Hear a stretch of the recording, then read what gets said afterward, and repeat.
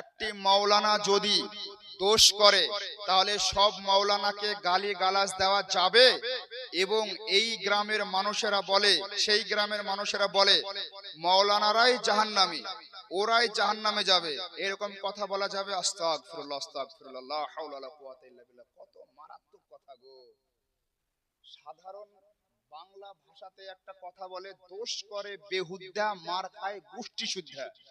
হ্যাঁ, তো কোন এক পাগলা এখানে মারামারি করলো, এখানে কতগুলো লোক ছিল, ওর জন্য আমার গোষ্ঠীকে নিপাত করে দিয়েছিল।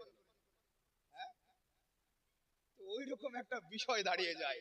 হ্যাঁ, তো আলেম সমাজের মধ্যে কেউ যদি ভুল করে তাকে আপোষে বলা উচিত, সচেতন করা উচিত।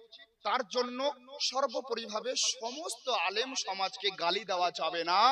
যদি কেউ আলেম সমাজকে আলেম হওয়ার কারণে নবীর শিক্ষা অর্জন করেছে, ধর্মীয় শিক্ষা অর্জন করেছে, এর জন্য গালি দেয়, তাহলে সেই ব্যক্তি কাফের ও বেঈমান হয়ে যাবে, মুরতাদ হয়ে যাবে। সেই ব্যক্তি আর মুসলমান থাকবে না।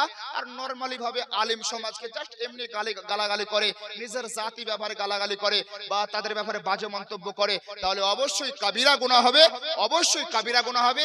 এই রকম জঘন্য কাজ থেকে, জঘন্য আকীদা আচরণ থেকে বিরত থাকতে হবে।